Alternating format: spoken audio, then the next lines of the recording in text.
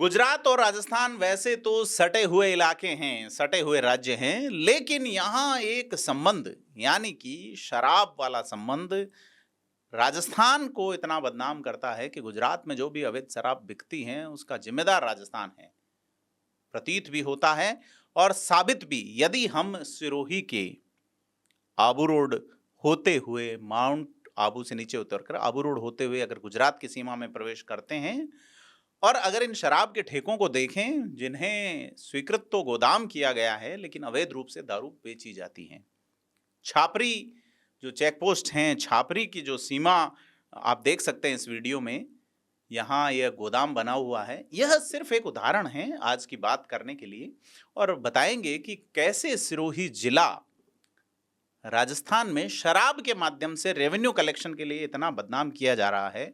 जिम्मेदार सीधे तौर पे आबकारी के अधिकारी नजर आते हैं, क्योंकि मद्य संयम के नाम पे जो नीति चलाई जा रही है उसकी बजाय ये प्रोत्साहन नजर आता है कि आप बोर्ड लगाकर प्रचार भी करें, गोदामों को शराब की दुकानों की शक्ल देके शराब बेचें। निश्चित तौर पे, क्योंकि पुलिस में पहले जहां सब इंस्पेक्टर लेवल पे कार्रवाई के अधिकार थे वो अब डीवाईएसपी लेवल पे कर दिए गए। तमाम तरह के प्रतिबंध हैं, कार्रवाई करने पे बड़ी कार्रवाइयां अधिकारियों के खिलाफ ही होती हैं।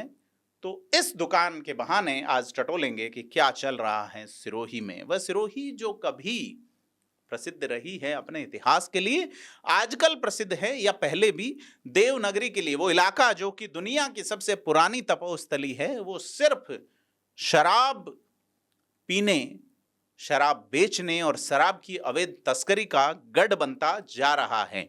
यह इलाका जिसे आबू रोड कहा जाता है या इससे ऊपर माउंट आबू कहा जाता है, कभी अर्बुदराज नाम से प्रसिद्ध था। आज भी मांग हो रही है कि माउंट आबू का नाम अरबुराज या आबूराज या अर्बुदराज किया जाए, लेकिन हमारा विषय आज का है शराब की अवैध तस्करी।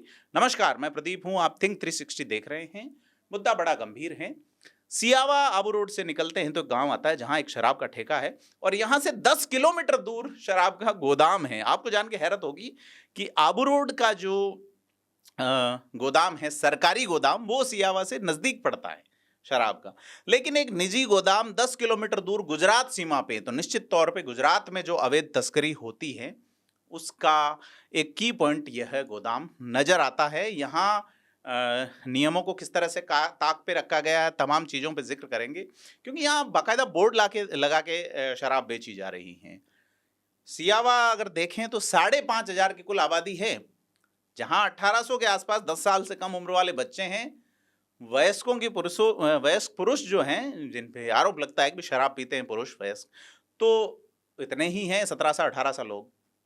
और चूंकि आदिवासी इलाका है, खुद शराब निकाल कर पीने वाली जो पुरानी इनका जो ट्रेडिशन है, जो वो चलता है, इसके बावजूद नियमित तौर पे लाखों की शराब कुछ 100 लोगों के बीच बिक जाना बड़ा सवाल है, क्योंकि यह ठेका स्वीकृत तो इन लोगों के नाम पे ही किया गया है, इस गांव के नाम पे ही, आबादी के आधार पे ये चीजें तय होती हैं। अब ये जो सियावा वाला ठेका है जिसका हम जिक्र कर रहे हैं, और फोटो में या वीडियो में आप जो छापरी चेक पोस्ट देख रहे हैं, जो गुजरात की सीमा से महज कुछ कदम की दूरी पे हैं, यहां खूब बिकती है, सियावा में कम। गुजरात जो कि ड्राई स्टेट है, और अगर इस छापरी चेक पोस्ट को देखें तो यहाँ जिस तरीके से सुप्रीम कोर्ट की गाइडलाइन के बाद सरकार के नियम हैं कि नगर पालिका, नगर परिषद या नगर निगम क्षेत्र के अलावा जो ग्रामीण इलाका है, वहां आप हाईवे से कम 220 मीटर की दूरी पे शराब की दुकान रखें। यह कायदा यहां नजर नहीं आता। कागजों में यह जगह गोदाम है, जबकि इसे दुकान की तरह संचालित किया जा रहा है। मैं पहले कह चुका कि यह एक उदाहरण है। पूरे सिरोही इलाके में, पड़ोसी जालोर में, डूंगरपुर या बांसवाड़ा में भी ऐसा ही कमोबेश नजर आता है। गांव की आबादी 2000 की है, शराब बिक रही है 40 लाख की, ऐसे उदाहरण हैं। तो अगर ये देखें तो ये उदाहरण साबित करते हैं कि सिरोही या सीमांत जिलों के आबकारी विभाग के ही अफसर देश के प्रधानमंत्री नरेंद्र मोदी के शराब मुक्त गुजरात के सपने वाले जो दावे हैं उनके पंख कुतर रहे हैं। जैसा मैं पहले कह चुका कि हाल गुजरात सीमा पर स्थित एक जगह मात्र का नहीं है, सभी जगह ऐसे ही हाल है। गुजरात की सीमा पे जहां आबादी नहीं है, वहां महीने में करोड़ों की दारू बिक रही है। ऐसे में बड़े सवाल उठते हैं। 2011 के आंकड़े देखें तो सिरोही जिले की आबादी 10,36,346 है। इसके बावजूद 2023 में सिरोही जिला जो है 23-24 में 331 करोड़ की दारू बेचता है। पड़ोसी जिले पाली का जिक्र करें जो कि गुजरात से सटा हुआ नहीं है, वहां से गुजरात की सीमा बहुत दूर है, 100 किलोमीटर से भी ज्यादा है जिला मुख्यालय से। तो सुमेरपुर से भी एक बड़ी जो लास्ट बॉर्डर है पाली का, वहां से एक बड़ी खासा दूरी है। पाली की आबादी सिरोही जस्ट डबल है, 20,37,000 है, लेकिन शराब वहां भी सिरोही के आसपास, यानी सिरोही में डबल बिक रही है। वजह क्या है? इससे साफ है कि सिरोही में रेवेन्यू कलेक्शन के लिए भारी मात्रा में माउंट आबू आने वाले लोगों को शराब परोसी जाती है, और गुजरात में जो अवैध रूप से शराब बिकती है उसकी वजह भी यही इलाका है, यहीं के अफसर हैं। छापरी वाला जो मैं उदाहरण बता रहा हूं, जहां से हम निकले, विजुअल्स देखे, तो बात करनी बनती है कि यह गोदाम के नाम पे खोली गई दुकान एक स्पष्ट उदाहरण है कि सिरोही जो कि कभी तपोस्थली थी, आज भी तपोस्थली है, देवनगरी है, और वहाँ शराब का किस तरह से खेल खेला जा रहा है। और जैसा मैं जिक्र कर चुका आबादी वाला, कि सिरोही में आबादी में आदिवासियों की बड़ी संख्या है जो महुए या स्थानीय अन्य प्रोडक्ट से देसी शराब अवैध रूप से बनाते हैं, ठेकों से दारू नहीं लेते। इसके बावजूद सिरोही के अफसर हर साल 350 करोड़ के आसपास दारू बेच लेते हैं।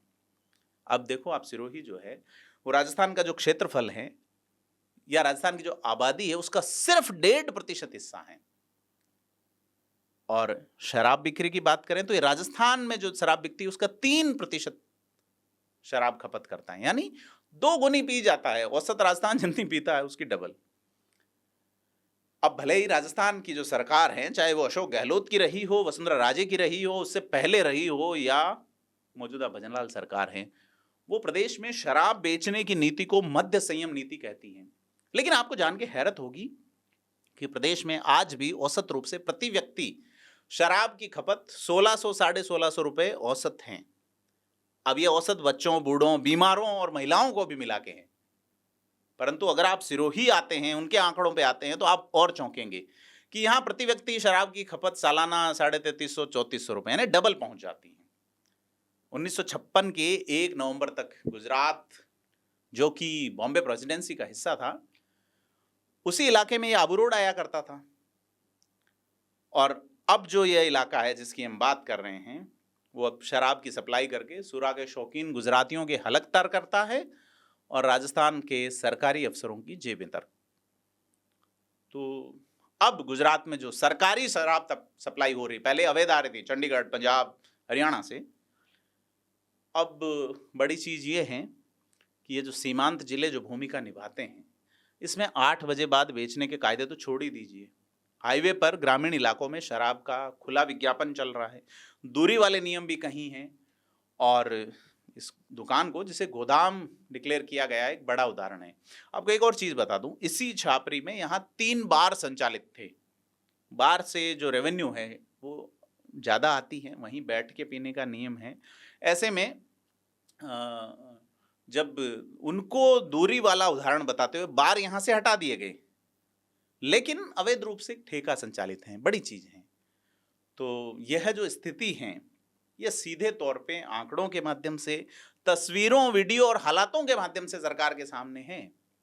इसके बावजूद यदि प्रदेश की भजनलाल सरकार प्रधानमंत्री नरेंद्र मोदी के मध्य संयमित गुजरात के सपने से अधिक रेवेन्यू कलेक्शन को महत्व देती है, तो अब क्या किया जा सकता है? आप क्या सोचते हैं इस बारे में? हमें कमेंट करके बताएं। और कैसी लगी आपको जानकारी? वीडियो को लाइक शेयर भी करें, चैनल को सब्सक्राइब करें। धन्यवाद।